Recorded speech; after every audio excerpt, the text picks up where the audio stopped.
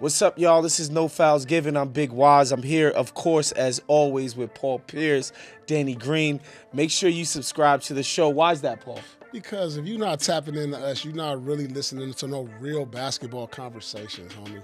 Yeah, get familiar. This is where it's at, bro. We have the real conversations. So tune in to No Fouls Given. Make sure you subscribe, hit the like button, and get notified every time we drop a brand new episode for you guys. Yo, man, I think 'tis the season for these power moves, and we need to just get right into our power move segment presented by Morgan and Morgan. We don't usually do this, but these are extraordinary circumstances, and James Harden made yet another power move. Can we? I feel like we should talk about after these other moves, though, because that's going to be like the end of. Well, we're going to talk about the most, right? Yes, this is the craziest. Let's do it. This is the craziest thing, but I like what Detroit did. Yeah. Even Cleveland before this trade, when they got Dennis Schroeder and Keon Ellis, I like that's a good move. But Detroit getting Kevin Huerter and Dario Saric, power move, bro. That's like Detroit needed shooting. They got a stretch four big, and you got Kevin Huerter. That's a power move. Sacramento, I don't know. DeAndre Hunter is a good pickup. I don't know what direction they're gonna go in though, but he's a good pickup. I guess Cleveland's under the cap. That seemed like just a salary dump. But yeah, I mean. But yeah, Sacramento needs to figure out what they want to do. Other moves, you said Boston getting Vucevic. Yeah. Solid move, like that move. Anything else? Anything else that stands out? Vooch he loves to shoot. He's making his threes now. Yeah. And taking them, which is a huge deal. I'm not surprised. Anthony Simons is kind of redundant on their team. Mm-hmm. They got enough ball handling and shooting at the wing, so they're kind of good there. You want to talk about that Utah thing later, right? Yeah, we'll talk about that one later. But now some good moves going on. But obviously, the power move of the night is James Harden and Darius Garland. So yeah. So the Cavs and the Clippers they basically swap Darius Garland and James Harden for each other, as well as the Cavs sending a second-round pick over to Los Angeles in the process. Just to kind of set this up, Shams had reported already that James was angling for a trade, and we heard that they were engaging with the Cavs and involving Darius Garland. I know we mentioned this on the show, so James had a player option for next year for $42 million. However, partially guaranteed. Partially guaranteed. That's the key to it. Only $13 million was partially guaranteed, so they said he had anxiety about going into next year with only $13 million guaranteed. So he was trying to kind of pre-negotiate an extension and get some kind of agreement or acknowledgement from the Clippers, like either we're going to extend you, or when you do opt in, we're not going to waive you and just slice that $30 million off of our books. So fully guarantee that next year. Exactly. And the Clippers was like, nah, we're not going to fully guarantee you. The Cavs, we could get into what they were thinking. That's kind of crazy. Like, he's done enough to get the full guarantee, especially this year.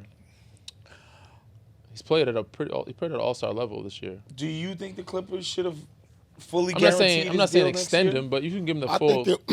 I'm not sure, but I don't think this was about next year. I think this was like moving forward. Like he wanted more years after next year. More years. So, but I think do you think he stays even if they guarantee next year? Probably not. That's a great question. I think he's played good enough to at least get the guarantee for next year. That's all I'm saying. Yeah, I think. But I think he wanted an extension. Yes, that's where the issue comes in. So I see the Clipper side on that, but to not give him the guarantee 40 for next year is like that's kind of like a slap in the face. I think they would have gave him the guarantee, but he wanted more years. Like he'll take the guarantee.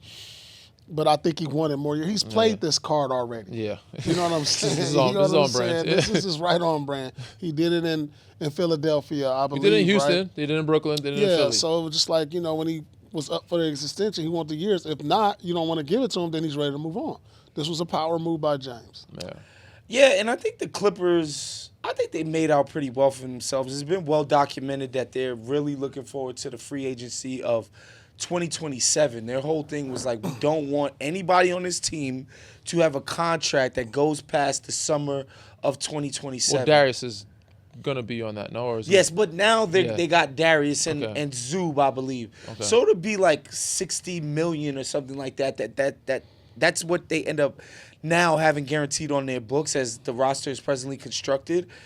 However, I think that would leave them with something like $90 million. Like open. Which yeah. is like 2 max guys, honestly, if that's the route that they end up taking. And I think, too, because they didn't want to have Harden past 2027, would refuse to commit to that, and the idea that they were willing to watch him walk this summer and just be like, yo, we'll eat the $13 million, you can go do what you got to do.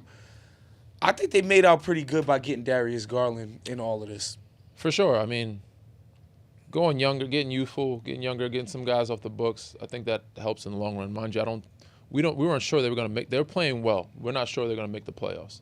Like James hasn't missed the playoffs in his whole career. This would have been the first year he might have not been in the postseason. So if you're the Clippers, you're like, we weren't going to win this year anyway, so we might as well start. I thought they should have started making these moves sooner. Honestly, I don't know who's going to be next, but it was time for them to kind of start over. But they had turnover, you know what I'm saying? Turnover elite. Like, they started playing well. They were, what are they now, 5 or 6 in the West? Who are you talking about? Clippers above Portland at 8. The Clippers are 9. At 9. So they just climbed up to 9. Sorry. We're talking about Cleveland in the East. Yeah. So yeah, they was actually climbing the ladder a little bit. This is going to change their dynamic, but yeah, this is a good move, especially for a team that you're not sure is going to make the playoffs. I really hate the fact that the business of basketball kind of ruins the game. Yeah. Sure. I mean, because like we're sitting here talking about, James not getting his guarantee, and he's thinking about that. Like, Clippers have been the hottest team in the league. Right. Like, I would have liked to see them play out the year and see if they can cause some havoc. Because I really believe if you get a Clippers at an 8 or 7 seed, they could possibly knock out the way they've been playing. Yeah. Like, it went from, it wasn't even about basketball. Yeah. You know what I'm saying? Clippers have been the hottest team. Yeah. And it's like, I don't care. We're the hottest team. I'm looking to get my futures in because this could be very well James's last big deal. Sure, he's 35 going on 36 years old. I think and he's so older it than just that, kind bro. of, it's like. No, it James just, is 37, excuse me. It just ruins the game, but I understand it. Guys are like. But wait, Paul, what do you think? Because I think this is like the conversation when people say James made another power move. And for people that don't understand, it's basically James threatened to be super unprofessional for the rest of the season if he didn't get traded or if the Clippers didn't cede to his demand for a promise for a contract extension this summer. Oh man, that man gets to it, bro. What do you guys think about the tactic? Like, what if the Clippers would have called his bluff and been like, "You're under contract"? He don't bluff. He don't bluff. He's seen it do before. He don't bluff. He He's not bluffing, bro. He gonna sit out. Bro, he's done it. He's He done ain't it. bluffing. He ain't bluffing. But what do we think about that just as a professional? I mean, that's the only way. It seems like the only way you get things done around. It's this league, hardball. right? Yeah. Because Giannis he's tried to. He's tap dancing only around it. 2 guys that I've known that done it the nice way is Giannis and Dame. And they didn't get what they want. I mean, not immediately. Yeah, but Dame ended up getting Milwaukee. I don't know if he wanted Milwaukee. Didn't want Milwaukee. Nobody in the history of the NBA has manipulated the NBA on and off the court than James Harden. When you talk about the foul baiting and the rule changes and then we talk about off the court forcing the way. He's a scientist. He's the best in NBA history and doing those things, and I can't blame him, dog. He found cracks. It's worked from every every time. time. So many cracks in the system on and off the court. Yeah, and it's always worked in his favor. It's worked for us every time. So I want to talk to you guys about the Cleveland side. That's what I want to know from that side. What is your thoughts on Cleveland side? It seems like they don't believe that Darius Garland is going to be the. Let's face it. Last year, to start, like throughout the year, they had their best season in years, won 64 games. Garland was an elite NBA point guard.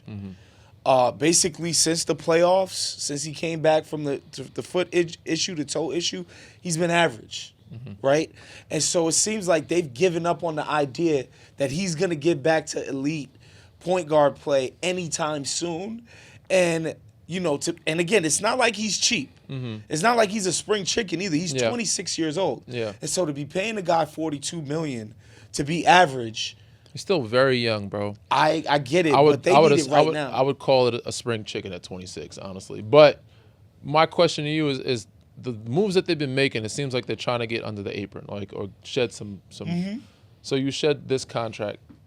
Yes, I understand trading Darius. James wanted to And I be want to traded. see how much they've promise James. Yeah. Again, so what's that extension look like? Like, do you extend James at this point for that $40 million 2 years? Like they have to. You traded for him, right? think- But ultimately, you come. It's the couple same things- contract that a Darius is couple on. things. You want to keep Mitchell there. You want to keep Mitchell happy because you're looking at a situation to where right now they don't feel like they're as a contender as constructed. Mm-hmm. So they're showing Mitchell we're willing to make moves because this is a high risk, high reward type of move. And adding Harden, on paper, they're arguably the best duo in the East when you look at the numbers. Backcourt. Sure. Backcourt. Like, I mean, what Mitchell is giving you 30. Yeah. Harden's giving you 25 a night. I mean, who else is doing that in the East outside of probably Brunson and Cat? Sure. Yeah, but it's the backcourt. And who else? Like, The you guards arguably on paper there's have no the two best guards, yeah. scoring duo in the East. And they're swinging for the fences since the East is wide open. They're going for it. And this is a number of things. You're trying to keep Mitchell happy for the long term because, remember, there's been some rumblings about him wanting to be out of there. And so... I mean, there were rumblings about Garland when they... After executing the trade and all of this stuff, there was rumors out there. Shams had reported With this. Donovan.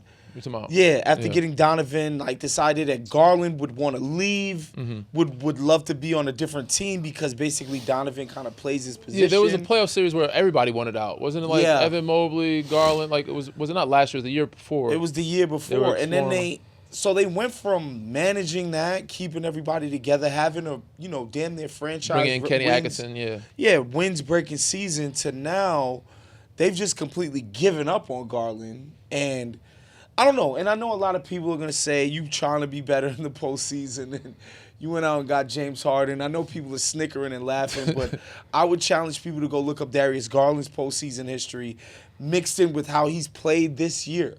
Yeah.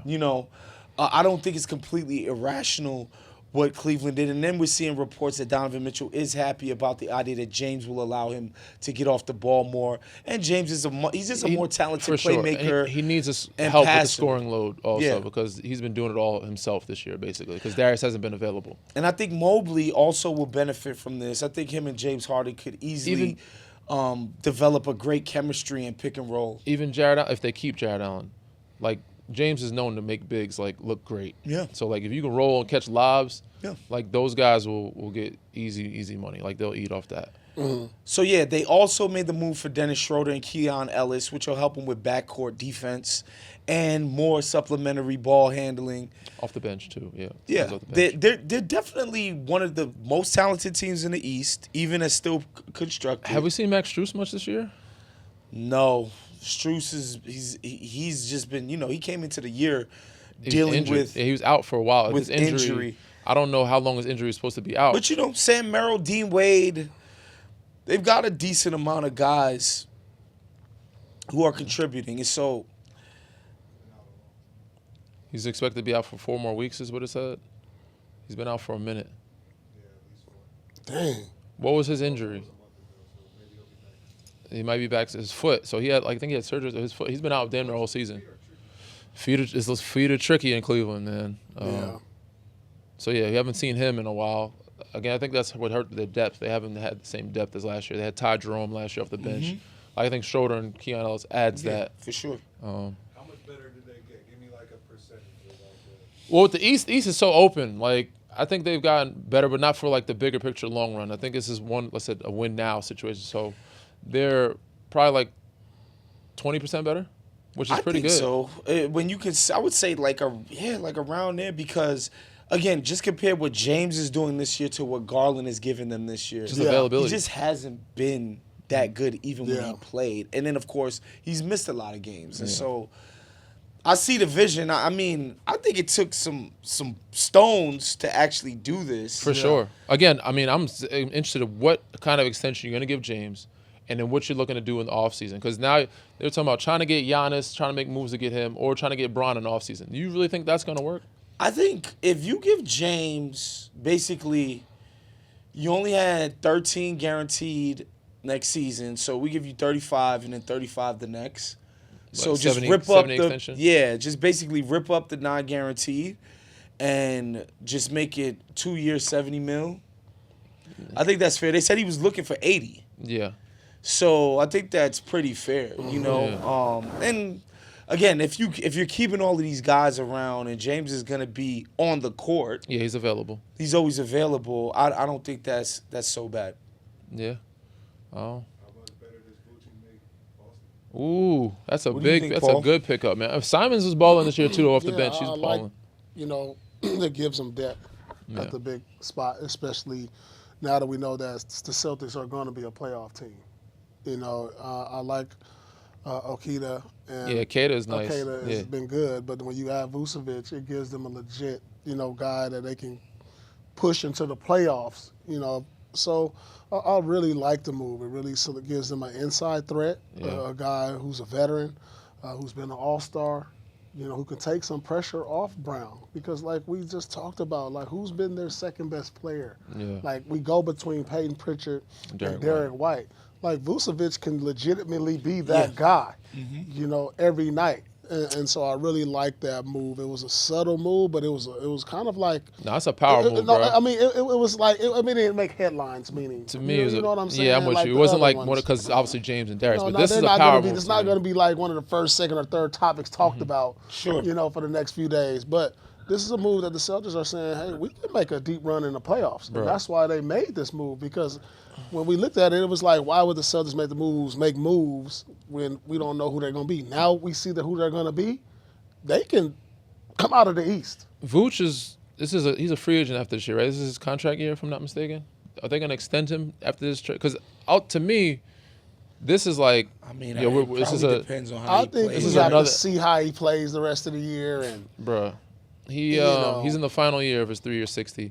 But to me, this is another iteration of Porzingis, bro. Man has made $200 million. You know what I'm saying? Like, he's a pick and pop 5. Like, he's another version of Porzingis for them. Like, he can Yeah, play inside. traditionally Vucevic was not a reliable three-point shooter, but he's now made himself into somebody who takes him at volume and has become pretty efficient from three, which is, we know how Joe Mazzulla ball is. Yeah. Like, he wants everybody that's on the court. He's not at the all rim times. protector as He's Porzingis not. is, but he can stretch the floor. He can play inside out, Yeah. and he gives you depth at the big And spot. he Like can you said, punish a Kata, switch too. Like Yeah. you can't put a little guy No, you can't. on him and think that he's not gonna bash you and beat Yeah. you up inside. And so I think that's a great trade for them. Yeah, You know, the depth- defensively, like you said, I don't think he's quite No. obviously not at. But they quite had much depth. the They best had of Porzingis. Garza and Tillman behind Kata, right? So Right. like, and then Boucher. So like, not great. yeah, like decent. But this very much upgrades him and Kata. Like a solid big. And when and if Jason Tatum comes back, you're that much more dangerous. I mean, if Jason Tatum comes back this year, I mean, he won't be the Jason Tatum at peak of last year No. because, it takes some time to get back to that. But just the threat of him out there who can make big shots and his presence, even if you get 50% of what Jason was last year, So what are you that's saying? dangerous. Oh, You how know what he's dangerous saying. are we You know what he's talking? saying. That's dangerous. Okay. Are they gonna? Dangerous, They're gonna win the chip. Come out the dangerous. East. Man, if he come back, for sure they'll win the chip. That's what. get to That's the what he was chip. asking. Yeah, Okay, dog, come they're on. And gonna think get to about this- this. Yeah. Jason Tatum averaged like 25, 20, 27 last year. Let's just say he gives you 15. Sure. That's a lot for this team right now. Because you can rely on that 15 every night. Yeah, and he's still That's bringing a you the 15, defense and the rebounding. And open and the shooting And Vucevic give and you the a threat dynamic. of going off Okay. once he gets into a rhythm. But I think you're gonna need about 25 games under your belt for me to bring Jason Tatum back. If he can't play the last 25 games, I wouldn't do it. This has been a Playmaker production.